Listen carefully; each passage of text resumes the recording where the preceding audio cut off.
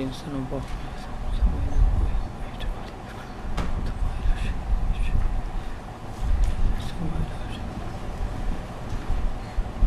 الفاتحة. أعوذ بالله من الشيطان الرجيم. بسم الله الرحمن الرحيم. الحمد لله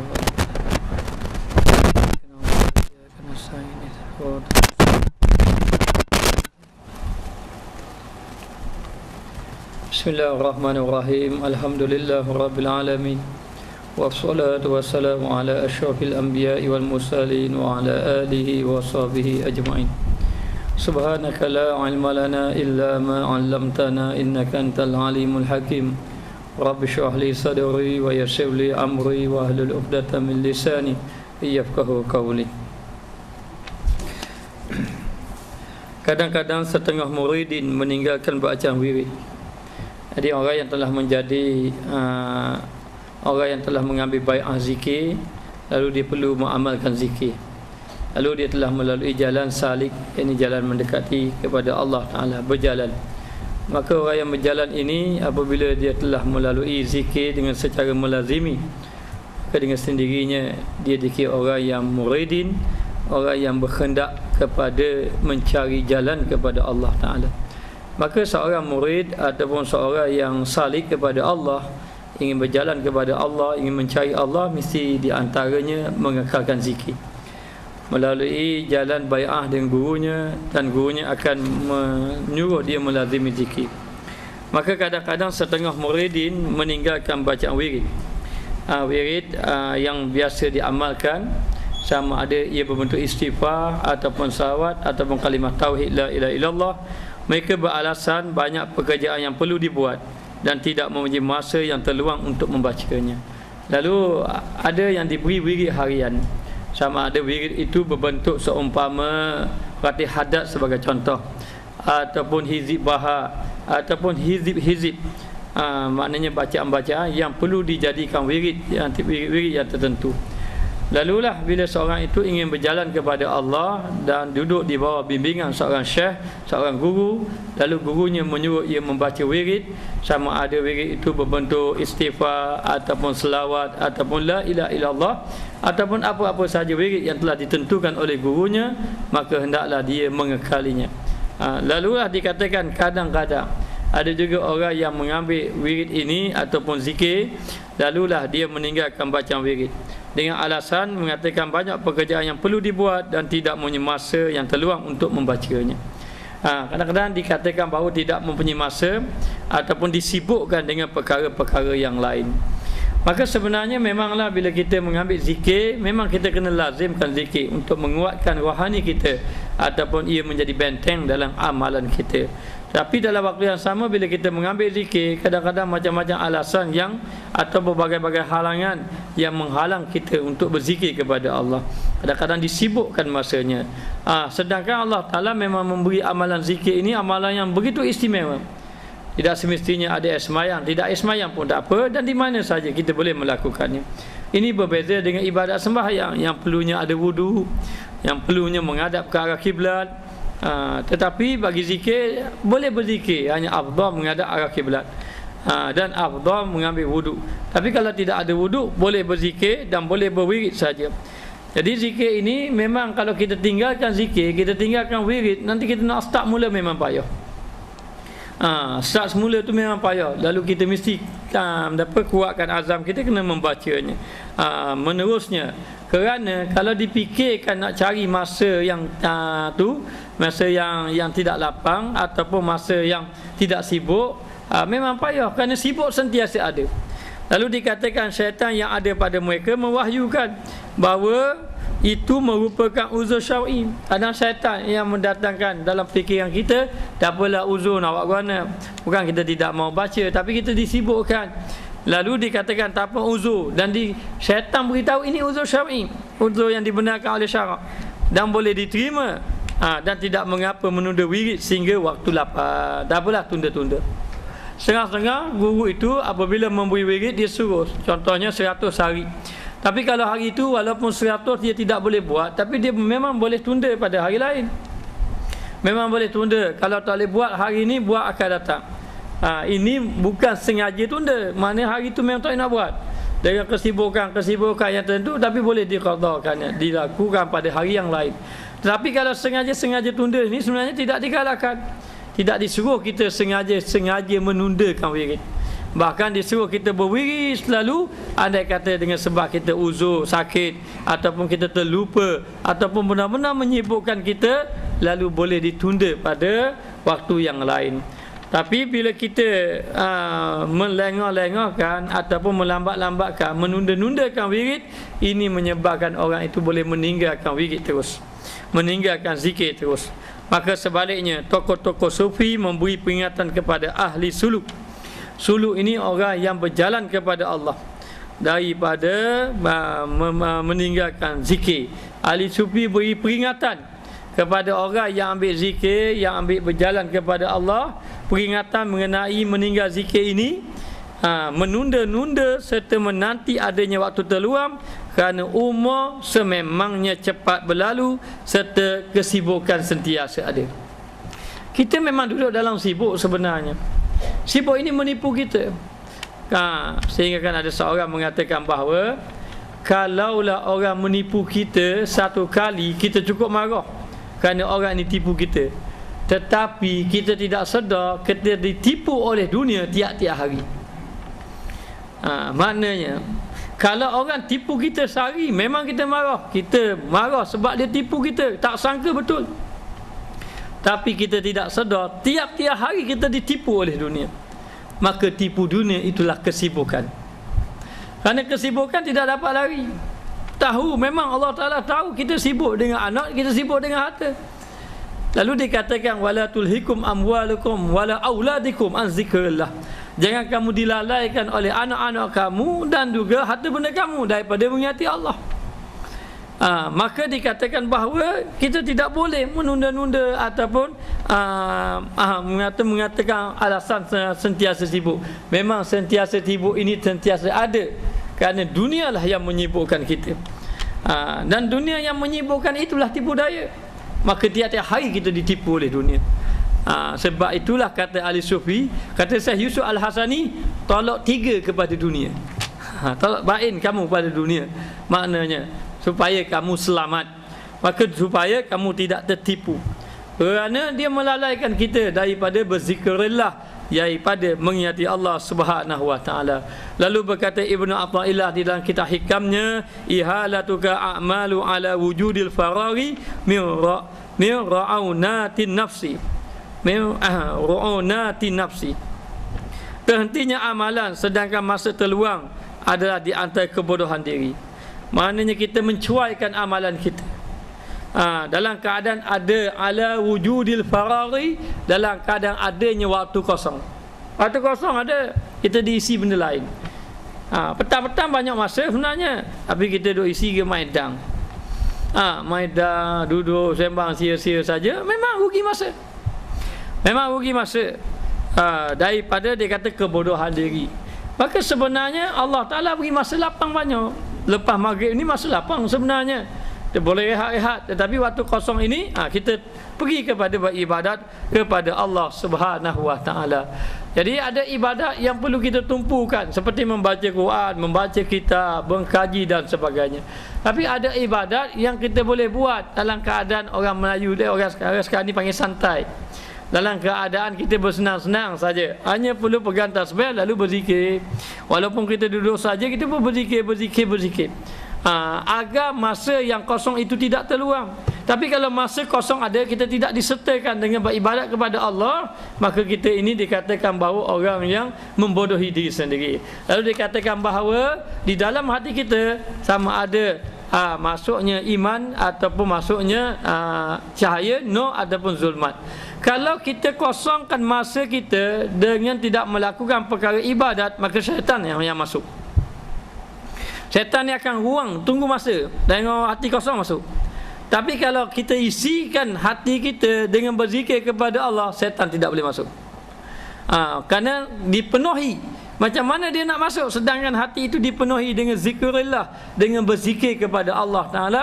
Bila hati dipenuhi dengan berzikir kepada Allah, maka tidak ada masa, tidak ada ruang untuk syaitan nak masuk di dalam hati kita. Maka dikatakan bahawa jangan kita tunggu masa kosong nak beribadat. Jangan kita tunggu tunggu masa ruang yang tertentu barulah nak beribadat kepada Allah, barulah kita nak berzikir kepada Allah Taala. Nantilah tunggu ada sebeh, dak beli lagi sebeh. Nanti beli sebeh baru nak berzikir. Lepas tu tengok nanti nak beli sebeh pakai tekan-tekan tu senang sikit. Maknanya jadi nak tunggu. Nak zikir pun tunggu tasbih juga. Tak ada tasbih pun tak mau berzikir. Tak boleh, kita kena berzikir. Maka dikatakan kalau kita ada masa ruang yang kosong tapi kita tidak mengisi dengan kebaikan, maka dikira orang itu orang yang lalai kepada Allah Subhanahu wa taala. Subhanahu wa taala. Maka penghurah hikam, yakni Ibnu Athaillah, kitab Hikam Ibnu Athaillah telah dihuraikan oleh Ibnu Ajibah. Ibnu Ajibah berkata, wajib ke atas manusia memutuskan segala halangan, wajib. Ru'unatin nafsi, halangan-halangan nafsu. Wajib putuskan segala halangan. Halangan kalau ikut Imam Al-Ghazali 4. Yakni dunia, makhluk, nafsu, syaitan. Ini halangan. Yang wajib kita putuskan. Jadi dia kata wajib atas manusia putuskan halangan, rintangan dan melawan arus hawa nafsu. Kerana hawa nafsu ni dia ini mengheret kepada kita lalai kepada Allah. Maka kita ini kena bawa hati kita supaya ingat kepada Allah. Maka hati kita ini sama ada kita ditawan oleh nafsu ataupun ditawan oleh iman.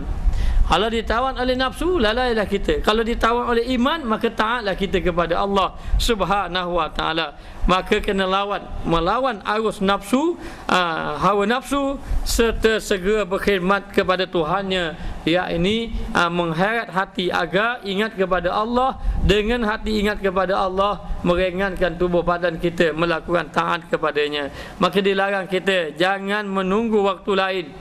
Jangan kita menunggu waktu lain, jangan kita menangguhkan maknanya sesuatu ibadat kita kepada besok hari ataupun petangnya. Sehingga kan dikatakan dalam hadis, apabila sampai kepada kamu waktu pagi, maka jangan kamu menundanya kepada waktu petang. Apabila sampainya kepada waktu petang, jangan kamu menundanya pada waktu pagi. Kerana kita tidak tahu masa yang kita tunda-tunda itu, situ pun sudah cukup merasakan kita rugi. Lalu dikatakan juga di antara tanda seseorang itu dalam hatinya lalai kepada Allah apabila dia tidak ada rasa apa-apa di atas masa yang ditinggalkan, ataupun dia tidak ada rasa apa-apa dengan dia tidak mengerjakan perbuatan yang baik. Maknanya, jadi bila dia renung sungguh hari ni, Quran pun tak baca, zikir pun tak buat, apa-apa ibadat pun tak buat, tapi tak ada rasa apa-apa. Ini tanda hatinya gelap, ataupun tanda hatinya lalai kepada Allah Subhanahu wa taala. Maka jangan menunggu waktu lain, kerana orang-orang sufi adalah orang yang menjaga masa, katanya. Orang yang menjaga masa dengan mengingati Allah Subhanahu wa taala. Bagi orang sufi ini, mereka itu dikenali dengan ahli sufi kerana mereka menjaga hati. Ada pun orang abid dikenali kerana menjaga ibadat. Dia menjaga ibadat supaya tidak tinggal sembahyang sunat duha, tidak tinggal sunat rawatib dan sebagainya. Boleh jadi dia ahli abid tapi tidak sufi. Tapi ahli sufi biasanya dia abid. Maknanya, jadi orang ahli sufi pula kadang-kadang dia tidak banyak ibadat. Sembahyangnya tidak banyak mana dibanding dengan abid, tetapi hatinya dia jaga. Hati dia dijaga daripada tidak lalai kepada Allah Ta'ala, daripada mengingat selain daripada Allah Ta'ala. Jadi dia menjaga hatinya supaya ingat, itulah dikatakan ahli sufi. Jadi dia jaga masa, setiap masa. Kalau boleh setiap masa itu dipenuhi dengan berzikir kepada Allah Subhanahu wa taala, maka demikianlah kita mesti cuba melatih diri kita agar ingat kepada Allah Subhanahu wa taala.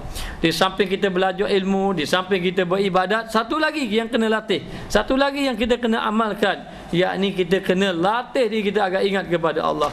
Hatta walaupun kita bercakap dengan orang, kita bercakap tapi kita cuba hidupkan hati kita. Kita duduk di kedai ke, kita duduk di rumah ke, kita duduk bersama-sama sahabat kita di mana-mana, walaupun zahir kita bercakap, kita bercakap-cakap, tapi hati kita cuba hidupkan la ilaha illallah illallah, makna berzikir kepada Allah Subhanahu wa taala. Maka sesiapa yang berjaya menghidupkan hatinya ke di mana saja dia berada, dia adalah ahli sufi. Ahli sufi, ahli orang yang menyucikan hatinya untuk mendekatkan diri kepada Allah Subhanahu wa taala. Sebab itu syaitan mengatakan kalau dibandingkan dengan ahli abid dengan ahli sufi, maka syaitan lebih susah menggoda ahli sufi dibandingkan dengan ahli abid. Kerana ahli sufi ini orang yang sentiasa ingat dengan Allah. Siapa yang ingat dengan Allah, maka dia dekat dengan Tuhannya. Siapa yang dekat dengan Tuhan, maka jauhlah dengan syaitan. Bagaimana syaitan ingin mendekati orang itu, sedangkan orang itu dekat dengan Allah Ta'ala. Dengan Allah Ta'ala. Bagaimana syaitan boleh memudaratkan dia, sedangkan dia bersama dengan Tuhan kepada syaitan tadi, iaitu Allah Ta'ala. Tuhan kepada manusia, Tuhan kepada segala-galanya. Anjing tidak akan mengkhianati orang itu, seseorang, apabila seseorang itu duduk di sebelah tuannya. Maknanya, maka demikian, kalau seorang itu duduk bersama dengan Allah, maka syaitan tidak boleh menggodanya. Syaitan tidak boleh melalaikan hatinya, kerana hatinya sentiasa ingat kepada Allah Subhanahu wa taala. Maka kadang-kadang syaitan cuba juga mengubah pandangan ahli suluk, iaitu orang yang ingin mendekatkan diri kepada Allah Taala, supaya mereka meninggalkan zikir. Di antaranya supaya tinggalkan zikir. Bagi orang yang tidak berzikir, itu senang bagi syaitan, tak ada masalah. Syaitan tidak takut kalau orang ahli ibadat tanpa zikir sebenarnya. Kalau dibandingkan dengan orang yang ahli ibadat itu berzikir, maka dikatakan bahawa kadang-kadang syaitan nak ubah pandangan ahli suluk ini supaya mereka meninggalkan zikir, dengan hujah bahawa zikir mereka tidak terselamat daripada was-was. Kita dah berzikir lama dah, tapi penyakit was-was ada lagi. Kita sudah berzikir lama, tapi orang Terengganu kata tak jadi apa-apa.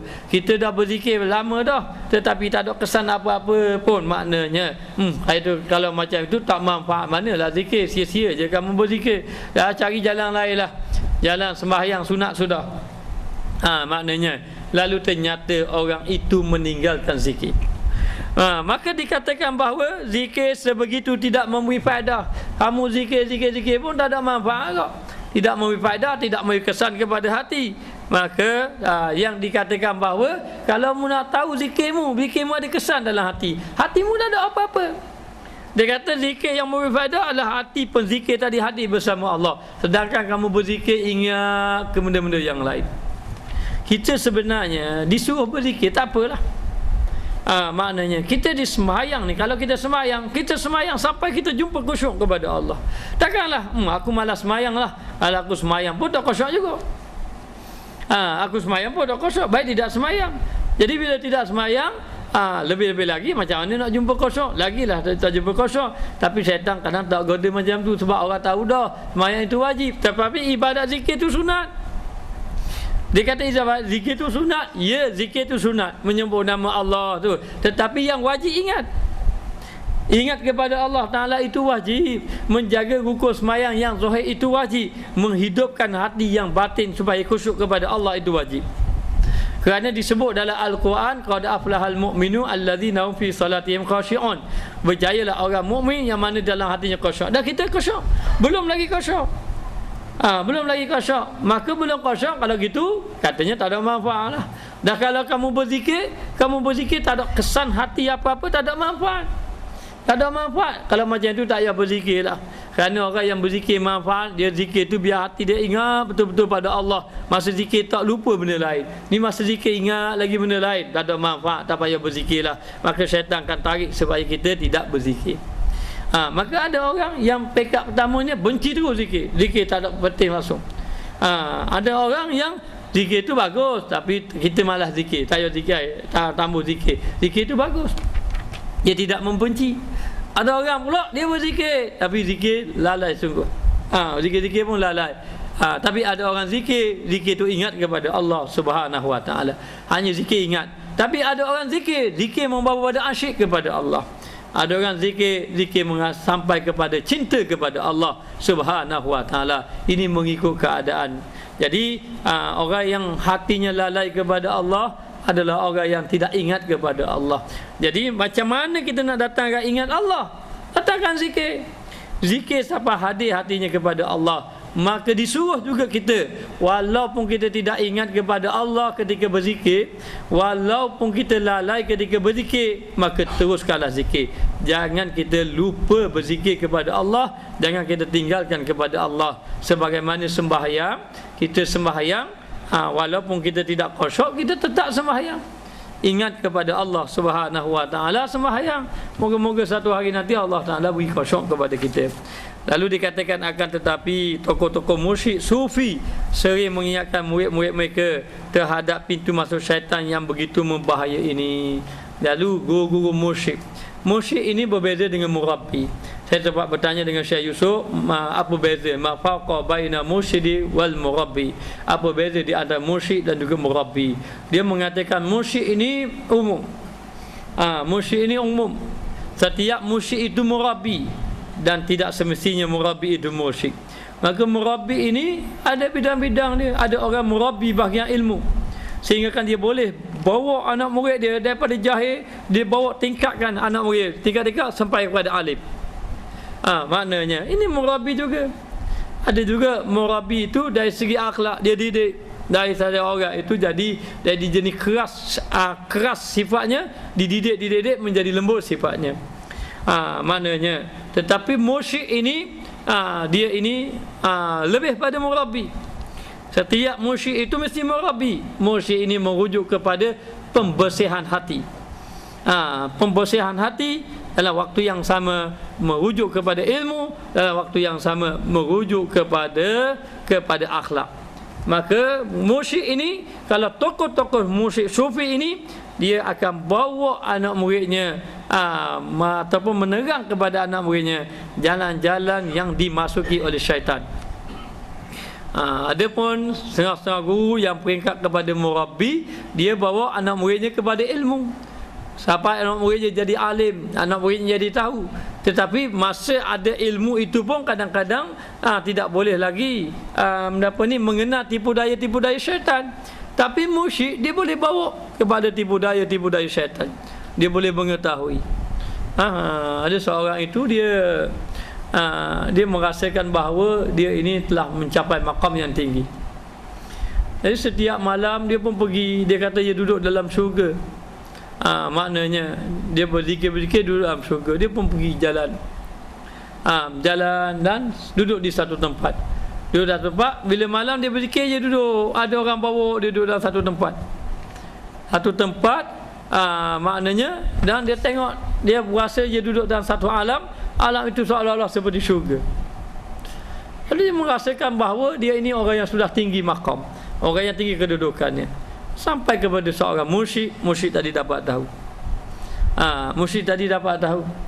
Jadi kalau mursyid tadi dapat tahu, lalu mursyid tadi nak khabar ke dia, yang kamu kata kamu duduk maqam yang tinggi itu dah bukan. Maka kalau macam itu, malam ni kamu berzikir kamu tengok. Lalu dia ambil satu kain, dia pergi jalan. Bila dia berjalan, ketika berjalan pergi tempat yang dikatakan tempat syurga tadi, maka dia carikan kain sebagai tanda. Esok dia pun pergi balik tempat dia. Lepas tu dia pergi jumpa guru dia. Guru dia kata mari tengok. Bila guru dia tengok, maknanya rupanya dia pergi bukan tempat tu, tempat najis dia pergi. Tempat longgokan sampah kalau tak silap. Mana dia pergi tengok, baru dia tahu, oh ini tipu daya. Tapi mursyid tu tahu. Sebab dia mursyid, dia tahu orang ni penyakit macam ni. Sebab tu kalau dia tengok guru-guru mursyid ini, dia tahbiah. Bila guru mursyid tahbiah, kadang-kadang melanggar yang zahir, seolah-olah melanggar syariat. Seperti apa? Seperti menyuruh Alif Hamadi menyuruh Imam Al-Ghazali membasuh kandang kuda. Maknanya, jadi apa suruh basuh kandang kuda? Kan dia nak belajar kan? Tapi begitu. Imam Al-Ghazali nak belajar. Jadi syekh dia pun buka kitab. Bila buka kitab, datang dia. Hari pertama datang. Bila datang je masuk, dia pun tutup kitab. Wallahu a'lam, dia mula lari. Lari. Imam Ghazali duduk, lari habis tutup lalu mengajar. Tutup mengajar. Tak apa, sabar lagi. Esok mari pula. Mari, tapi bukan mari awal. Ya, dia mari awal. Dia mari awal duduk depan tunggu. Guru dia masuk, tengok dia ada. Hari ni tak mengajar, tunda. Mana? Hari ni tak mengajar, tunda. Batal kelas, batal. Tengok lagi. Imam Ghazali tengok, tak mengajar pula. Mula dia masuk, terus habis kelas. Lepas tu hari ni dia mari awal, tengok dia ada tak ada. Hari yang ketiga pula, lok tok guru dia mengajar mari dapat. Jadi tok guru dia tengah mengajar, dia pun bawa siapa. Tengah mengajar, dia pun masuk dalam kelas. Dah molek nampak dia aja, wallahu alam, tutup. Bangun lagi. Maka tadi nak duduk, tengok habis kelas tak ada. Tak ada kelas pula. Hari keempat pula. Hari keempat datang. Datang, duduk nusuk-nusuk sikit. Menusuk, tamburi tok guru tahu, dalam kelas dia ada. Kalau kita ke 12 kat tiang. Tok guru pun mengajar, nampak dia, wallahu alam. Mengajar tu, nampak dia ada, wallahu alam. Maknanya tambah. Tapi dia tetap kat mari juga. Tak apa tok guru dia panggil dia. Maknanya sikit dia tak ada apa-apa, tapi rupanya tok guru nak tabiah, nak tengok dia. Oh, memang dia sabar. Jadi kalau tengok macam zahirnya memang tok guru nyanyi ke dia. Maknanya tambah ajar dia dan sebagainya. Maka demikian, kadang-kadang itu tabiah menyebabkan hilang kesombongan seseorang tadi. Hilang kesombongan, dapat dibersihkan hatinya. Ini tugas guru mursyid. Guru mursyid itu memang begitu. Sebab itu guru mursyid kepada Imam Asy-Syafi'i adalah siapa ni? Ra'i nama dia, tak ingat. Syaiban Ra'i. Syaiban penggembala kambing. Itu guru mursyid kepada Imam Asy-Syafi'i. Imam Syafi'i ini ahli fiqh. Tapi dalam waktu yang sama dia ahli sufi dan dia mempunyai guru mursyid yang mendidik dia. Satu hari guru mursyid dia tu Syaiban Ra'i arah Imam Syafi'i macam budak-budak. Buat sini. Imam Syafi'i ikut dia. Kena khidmat dengan dia. Padahal Imam Syafi'i itu imam. Tok guru besar warnanya. Orang kenal dia. Tiba-tiba orang tengok Imam Syaiban Ra'i, dia arah Imam Syafi'i macam budak-budak. Lepas tu dia marah. Dia kata Imam Syafi'i anggut dah kata benda. Lalu orang kata, "Hai Imam, aku tengok kamu ini depan Syaiban Ar-Ra'i ini, kamu ni macam budak-budak."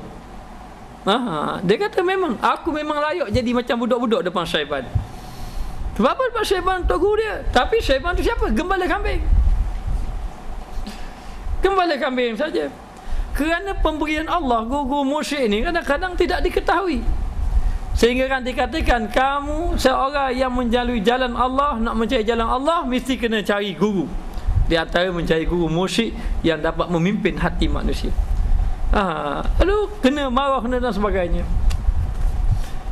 Lalu Imam Syafi'i kata pada Imam Ahmad, kalau kamu jumpa Syaiban, nak tahu Syaiban ini, kalau kamu jumpa dia, kamu dapati bahawa daripada ilmunya adalah ilmu laduni. Pergi jumpa Imam Ahmad, tanya dia, saya nak tanya hukum. Apa hukum kalau orang itu sembahyang, dalam sembahyang dia lalai rakaat, tak tahu 3-4. Nak buat macam mana? Syaiban pun tanya, nak jawab ikut mazhab aku ke mazhab aku ke mazhabmu? Kata Imam Ahmad, ada dua mazhab. Ada hak aku macam mana, hakmu macam mana? Kata Syaiban, mengikut mazhab kamu. Kalau lah orang itu 3-4, maka ambil 3. Ambil yang 3. Kemudian dia pun cukupkan 4, maka dia kena sujud sahwi. Itu mazhab kamu. Maknanya ada pun mazhab aku, kata Syaiban, mazhab aku batal. Kerana orang ini orang yang tidak ada adab dengan Allah, hatinya lalai kepada Allah Ta'ala, lupa semayang. Dia jawab ikut cara tu. Maknanya. Lepas tu dia tanya lagi mengenai zakat. Kemana kalau orang tu ada kambing, macam mana nak bayar, macam mana? Dan dia menangguh-nangguhkan, bayarkan. Dia ada cukup nisab dia, lepas tu dia tangguh-tangguh bayarkan. Siapa masa macam mana nak bayar?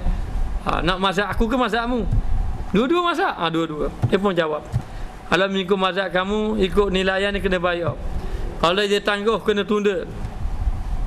Kena tunda kalau tangguh. Maknanya ada pun ikut mazhab aku, orang ini wajib bertaubat kepada Allah. Kerana dia telah melalaikan hak Allah Ta'ala. Dia jawab ikut cara tu. Soalan yang ketiga saya lupa. Soalan ketiga soalan mana tahu? Maka bila Syaibah jawab, pensan Imam Ahmad. Maknanya, jadi setiap kali dia jawab, maknanya menyentuh, main-main ikut dalaman, ikut hakikat saja. Mana orang semayang lalai tu, orang semayang tu tanya semayang macam ni 3/4, dia jawab haram, berdosa, wajib kena azab. Dia jawab macam tu saja. Itu Syaiban. Siapa? Guru mursyid kepada Imam Asy-Syafi'i. Maknanya, maka mursyid ini mesti ada seorang itu kalau nak melalui jalan Allah, mesti ada guru mursyid yang memimpin hatinya kepada Allah Ta'ala. Ataupun dia ada murabbi pun orang yang boleh mentabiahkan dirinya supaya dekatkan diri kepada Allah Ta'ala. Maka guru yang dia ini kalau ibarat doktor pakar bedah dah, bukan pakar zahir. Maknanya ibarat guru mursyid yang duduk kat bilik bedah, bukan duduk klinik ubat bukan tu. Maknanya, jadi kalau orang guru mursyid, ibaratnya kalau orang guru mursyid dengan ibaratnya doktor. Kalau kita jumpa guru biasa saja, dia pun kata ni kat tangan ni, tengok kulit. Kulit gini. Ni jenis kurap. Ni jenis kurap, ni panau, jenis apa ni sakit kulit ni sakit kulit dia. Ambil obat sapu. Ambil obat sapu. Ni jenis guru biasa. Ni doktor biasa. Tapi kalau doktor pakar, dia kata gatal tau, macam-macam obat tau, dia pun tengok kulit. Ataupun dia pun kata sakit apa? Sakit jenis gatal-gatal. Gatal macam mana? Gatal nak menikah ke gatal apa? Dah ni gatal kulit, dia ada gatal kulit. Gatal kulit. Gatal kulit. Obat-obat lain sudah sedia belaka dah. Doktor pakar ini, dia tak tengok kulit pun. Dia tak cek pun kulit. Dia pergi cek darah. Seolah-olah macam tak ada kena-kena. Tapi dia tengok, dia cek darah, ada kuman dalam tu. Maknanya pada tu dalam tu ada kuman. Kuman ini yang menyebabkan kulit jadi gatal. Hak macam ni tak sapu obat apa tu pun tak jadi. Maka dia pun guna mana dengan cara lain. Maknanya mematikan kuman tadi, beri obat yang mati kuman yang betul dalam. Ini guru mursyid. Guru mursyid yang mengira, maknanya membersihkan hati ke dalam. Maka guru mursyid ini dia mengajar mengenai jalan yang dimasuki oleh syaitan-syaitan. Sebab tu tabiat guru mursyid ni kadang-kadang bila kita baca kisah-kisah dahululah, maknanya kita baca ada yang satu peringkat guru mursyid itu larang sembahyang malam. Dia pun belajar seorang guru tu kata sembahyang malam lah kamu. Dia pun dengar semangat dia pun sembahyang malam, tak tinggal sembahyang malam. Lalu dia beritahu, alhamdulillah semenjak belajar dengan tuan guru ni sembahyang malam saya tidak pernah tinggal. Tuan guru tengok, kalau macam itu mulai hari ni jangan sembahyang malam. Dia baru khabar, maknanya sembahyang malam saya jangan sembahyang malam. Kau main ni berhenti sembahyang malam. Habis tu apa-apa muka kena berzikir. Tukar pada bangun malam-malam jangan sembahyang, berzikir. Ataupun duduk dengan dia macam-macam lah dengan cara-cara tadi. Kenapa begitu? Kenapa? Rupa-rupanya guru tadi dapat tahu di dalam hatinya ada ujub. Ada merasa ujub dalam hatinya, yang merasa dirinya hebat apabila dia melakukan amal ibadat. Ini tugas guru mursyid. Tapi guru mursyid itu tahu macam mana. Dia adalah alat scan dia. Alat scan dia. Dia adalah maknanya kalau hospital dia ada cari hospital pakai X-ray tu, ada sakit, ini paru-paru, maknanya boleh tahu, ada alat scan dia. Maka guru mursyid dia ada jalan dia. Di antara jalan dia, jalan zikir yang Allah Ta'ala buka sehingga dia melihat. Dia antara jalan yang kedua, selain pada jalan zikir ataupun jalan yang Allah Ta'ala buka, dia panggil jalan kasyaf dan juga jalan pengalaman. Kerana guru mursyid ni dia ada pengalaman-pengalaman tertentu yang dia faham, oh ini begini. Mengikut pengalaman dia akan jadi macam ni. Ikut pengalaman dia orang macam ni sifat macam ni. Itu pun dia dapat scan ikut cara macam tu. Macam orang ni lah, kadang-kadang doktor tahu kamu macam mana tu, dia panggil simptom. Batuk lama tau. Batuk kat 3 bulan tau. Dan masa batuk ada keluar apa? Keluar kahak-kahak. Lepas tu kadang-kadang capung ke darah. Selera makan, selera kurang dah. Berat tubuh semakin berkurangan. Tak ada dah, TB. TB tu sakit apa? Takut bini? Bukan. TB itu adalah sakit apa ni? Sakit apa TB ni? Batuk kering lah gitu ibaratnya. Kadang-kadang dia tak tengok pun cek, tapi dengan simptom-simptom tadi dia tahu. Jadi guru mursyid kadang-kadang dia tengok orang ni begini, kalau nampak macam ni, kalau nampak syekh cara dia macam ni. Kalau dengan orang yang bawah pada dia cara macam ni. Cara dia cakap, cara dia berjalan, cara dia ni nampak lalu. Guru mursyid ni tahu orang ni macam ni. Lepas tu kena berikan zikir dia. Sebagai contoh. Maka guru mursyid ni dia beritahu betul-betul, jangan tinggal zikir. Kerana meninggalkan zikir ini satu jalan yang bahaya. Tidak ada kalau kamu berjumpa dengan guru mursyid, mesti guru mursyid akan menyuruh kita berzikir. Tak ada jalan lain. Maknanya. Tapi ada syarat, bukan nak jadi guru mursyid itu mesti zikir saja. Guru mursyid dia ada syarat dia, bukan sekadar zikir, ilmu pun mesti kemas. Syariat pun mesti kuat. Jadi guru mursyid ini dia akan teruskan tunjuk jalan-jalan yang syaitan masuk. Jalan-jalan yang syaitan tadi boleh masuk. Maka dialah tugas menutup ataupun membedah hati-hati manusia. Dia bedah hinggakan dia menutup pintu masuk syaitan. Kerana pintu masuk syaitan inilah yang bahaya. Ilmu tak banyak tak apa lagi. Ni hati yang kosong ni, jiwa kosong ini bahaya.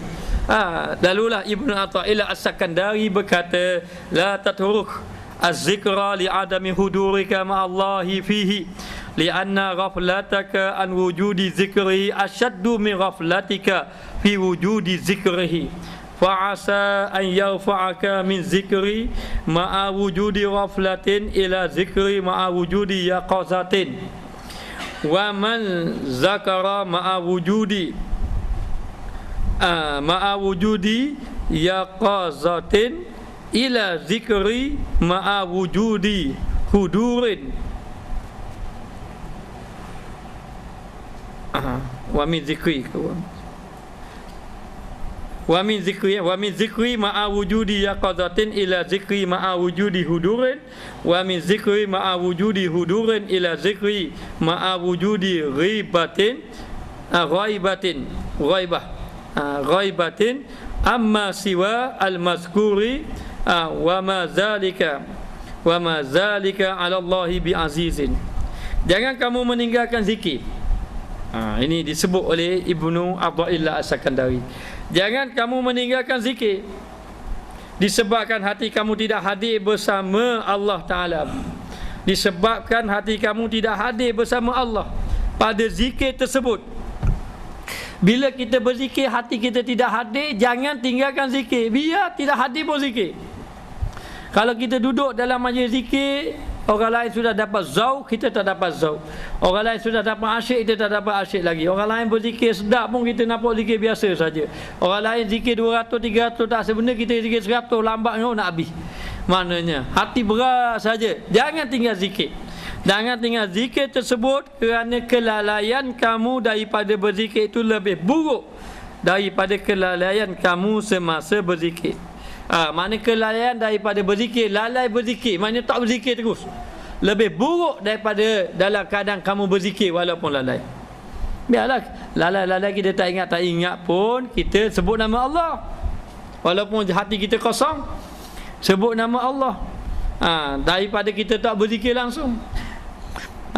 Lepas tu kita ada kata, daripada orang marah-marah kita berzikir, baik kita berzikir daripada orang yang marah tu tak berzikir. Apa zikir-zikir bisi bangun ni? Dia kata orang lain dok bisi bangun zikir. Dia marah-marah dia tak berzikir. Kita kena marah pun kita zikir. Maka dikatakan bahawa kamu jangan tinggal berzikir walaupun hati kamu lalai. Kerana kamu lalai berzikir dengan hati kata tidak berzikir itu lebih baik. Dari maknanya kamu lalai lebih buruk daripada kamu berzikir dalam keadaan lalai.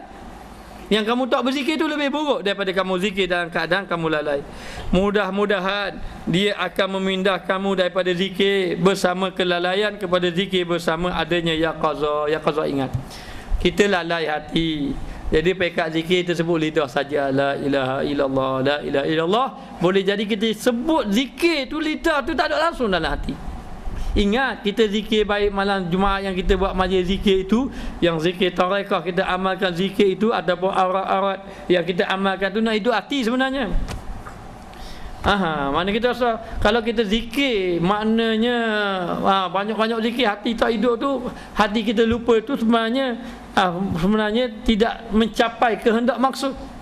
Jadi masa kita zikir itu, kita zikir la ilaha illallah, dalam hati kita sebutkan la ma'buda illallah, la ma'buda illallah. Boleh jadi kita zikir 100 tapi dalam hati ingat 10 saja yang hidup. Tak apalah. Esok kita zikir lagi, nanti 20 kali ingat. Akhir-kali kita zikir 100 kali, lidah dalam 100, dalam hati pun 100. Maknanya akhir-kali daripada hati yang lalai kepada ingat, lupa kepada jaga. Maknanya lalai kepada ingat, ingat kepada asyik, asyik kepada cinta, cinta kepada rindu kepada Allah Subhanahu wa taala. Maka dikatakan bahawa memindahkanmu daripada zikir bersama kelalaian kepada zikir bersama adanya yaqazah. Yaqazah ni ingat ataupun sedar. Ingat, daripada zikir bersama adanya yaqazah, daripada adanya ingat, ingat kepada zikir bersama adanya hudu. Hudunya hati-hati, merasa bersama dengan Allah. Daripada zikir yang bersama adanya hudu, hudunya hati-hati, kepada zikir bersama adanya perasaan lenyap daripada segala yang lain yang diingati fana. Dan ingatlah ya, ingat Allah. Sehingga dikatakan berzikirlah kamu, sehinggalah orang kata kamu gila. Maknanya jangan berzikir ingat nak jadi gila, jangan. Kita zikir, biar orang kata gila pun kita zikir. Kita berzikir saja. Maka dikatakan perkara yang demikian itu sekali-kali tidak suka bagi Allah. Bagi Allah tidak suka. Allah Ta'ala nak pindah kita sekeli mata je. Kita zikir-zikir terus pada ingat. Mana terus kepada hati, hati-hati. Lepas tu terus kepada dalam keadaan fana. Allah, bagi Allah mudah nak buat. Bila Allah Ta'ala nak pindahkan kita, serah pada Allah, bukan tugas kita tu. Saya tanya Allah. Sebab tu setengah-setengah syekh dia marah.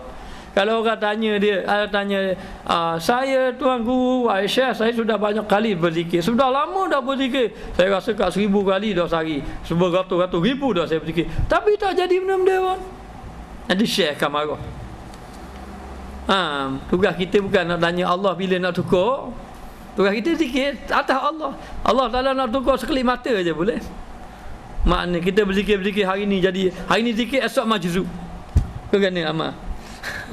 Hari ni zikir, esok majzub terus. Lupa terus. Boleh, itu atas Allah. Allah Ta'ala berkuasa. Tapi atas kita berzikir saja.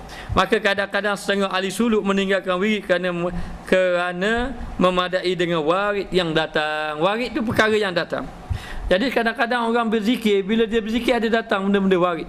Dia jaga-jaga orang berzikir. Ada seorang itu, dia masa saya mengajar di Mengadang Baru dahulu, saya ada sebut bab zikir. Dalam kitab Minhajul Abidin tu dia tak sebut zikir.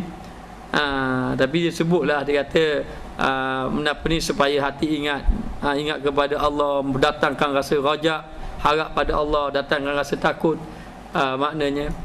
Jadi dalam kitab tu tidak lagi disebut lagi tentang zikir. Dan kita beritahu nak datangkan rasa takut, nak datangkan rasa rajak dengan jalan zikir. Dia pun sebutlah sikit-sikit kelebihan zikir. Dia ini semangat orangnya, alhamdulillah. Esok kan pergi kedai cari buku zikir selalu. Dia pergi kedai cari buku zikir. Dia cari buku zikir, dia pun balik, dia pun baca kelebihan zikir. Siapa yang berzikir ini murah rezeki, orang akan kasih kepadanya. Maknanya akan dimudahkan, diringankan. Dia baca kelebihan. Oh, semangat dia. Jadi kalau zikir 100, nak dapat kelebihan cepat sikit, zikir 1000. Jadi bila dia baca kelebihan-kelebihan zikir, dia semangat, dia berzikir. Saya tak tahu macam mana dia berzikir pun tak tahu. Akhir kali jadi pening kepala. Pening kepala, sakit kepala. Lepas sakit kepala, mari bisikan dalam hati. Mari bisikan telinga, dengar macam-macam je dengar. Lepas tu dia mari jumpa. Dia kata, saya dengar ustaz suruh zikir, saya boleh lalu kita zikir. Tapi saya zikir mari macam-macam ni. Makna saya tanya dah ambil zikir dari mana? Daripada buku. Ambil daripada buku. Orang ambil zikir dengan guru musyrik. Orang ambil zikir dengan murabbi yang boleh memimpin. Dia ambil zikir dengan guru, dengan buku. Akhirnya dia jadi pening. Pening saya kata gini tinggal asal main zikir-zikir ni. Ambil zikir ni biar saya bagi tu. Memang bagi zikir. 100 pagi, 1 malam, 200 je sehari. Dah lewat 100. Sikit ngak ya saya. Tak apalah. Ya sikit pun tak apa, teruskan. Maknanya dia apa zikir? Wallahu a'lam, dia berzikir macam mana rasanya tak ada apa-apa dah ni. Jadi nak beritahu bila berzikir memang ada kedapatan. Dia panggil warid. Sama ada zikir tu sabit zikir dapat kasyaf ataupun sabit zikir dia dapat dengar dengan telinga dia, hati dia zikir lah. Denyutan jantung tu mengikut zikir. La illallah, la ilaha illallah. Dengar gitu, dia boleh dengar. Ini pemberian Allah. Kadang-kadang bila dia zikir tu, dia boleh zikir, tengok-tengok zikir, dia boleh merasakan dia duduk depan Kaabah. Nak kira lah Allah Ta'ala buka mengikut keadaan masing-masing. Dia kata sudah terbuka. Maknanya dia sudah masuk alam lain, ataupun dia sudah sampai kepada alam malakut. Maknanya apa ni? Alam lahut ke, dia merasakan bahawa dia sudah sampai, lalu terhenti dia zikir, cukuplah bagi dia tidak berzikir lagi. Sudah dapat kasyaf katanya. Maknanya maka ada orang yang merasa memadai dengan warid, ataupun dia zikir lalu dapat satu suara, sesungguhnya kamu ini telah diangkat maqam wali. Dia pun declare lalu, istihar lalu, tahu tak aku ni wali dah rupanya. Maknanya ataupun dapat karamah yang tertentu. Maknanya Allah Ta'ala beri karamah dia, karamah lidah dia je. Hari ini rasa nak makan ayam, pun orang tu ayam lalu. Memang wali dah biasanya. Baru kata, baru bunyi rasa nak makan ayam kali, pun orang patut. Assalamualaikum, muka pintu saja nak beri ayam. Baru sebut siapa lalu. Dah wali. Maknanya jadi akhir sekali dengan sebab kesan daripada tu tadi datang warid. Maka dia kata pada anak cukup dah. Mereka tidak mengetahui bahawa warid itu bahawa wirid itu dituntut bertujuan untuk bertakarub kepada Allah. Yang kita nak berzikir tu tujuan dia nak dekatkan diri dengan Allah, bukan nak cari tu. Bukan nak cari tu. Maka dia kata bertakarub kepada Allah Ta'ala. Maka tokoh-tokoh sufi sama sekali tidak meninggalkan wirid meskipun mereka telah mencapai martabat kesempurnaan. Dia panggil kamil mukamil. Mana kamil mukamil ni? Sempurna, lagi menyempurnakan, cukup habis dari segi syai'an, hakikat, makrifat, semua sampai habis lagi dah. Habis maknanya dapat mengenali satu dari segi nafsu sampai nafsu kamil. Habis dia menempuhi habis nafsu dia, naik satu-satu daripada amarah pergi kepada lawamah, mulhamah, mutmainnah, mardiyah, radiyah, kamilah, macam-macam dia naik habis dah. Kemudian daripada sangka sampai kepada peringkat arif billah dah, walaupun orang macam ni pun dia tak tinggal zikir wirid kepada Allah Subhanahu wa taala. Maka Abu Hasan Ad-Darash rahimahullahu taala berkata, pernah disebut kepada Imam Junaid tentang ahli makrifat billah yang mengamalkan wirid serta melakukan amal ibadat mereka dengan elok, walaupun Allah Taala telah memuliakan mereka dengan pelbagai karamah, walaupun dengan diberi dengan pelbagai karamah, orang arif billah tetap meneruskan amal zikir. Zikir ni sebab kita tak boleh tinggal zikir, kerana zikir itu ingat Allah. Ingat Allah Ta'ala ini mesti sentiasa, sebagaimana firman Allah, allazina yazkurunallaha qiyaman wa qu'udan wa ala junubihim. Orang ini orang yang ingat Allah ketika bangun, duduk, diri, baring. Ingat Allah Ta'ala, ini orang arif billah. Orang arif billah pun dia tidak boleh tinggal sembahyang. Sudah dia arif billah, aku tidak payah mengaji dah sebab aku arif billah. Mana boleh? Mengaji, berzikir, beribadat, sewirid, semua tidak boleh tinggal. Kerana dia bukan nak mencari yang tu.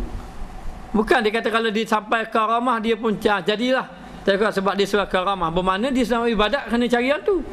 Dia nak beribadat bukan cari karamah, bukan cari kelebihan-kelebihan yang itu, tapi dia mencari Allah. Mendekatkan diri kepada Allah Ta'ala, dan kita mesti duduk bersama Allah sampai kita mati. Tak boleh tinggalkan Allah kalau kita sudah mencapai maqam yang tinggi sekalipun. Wallahu a'lam. Kita sambung akan datang.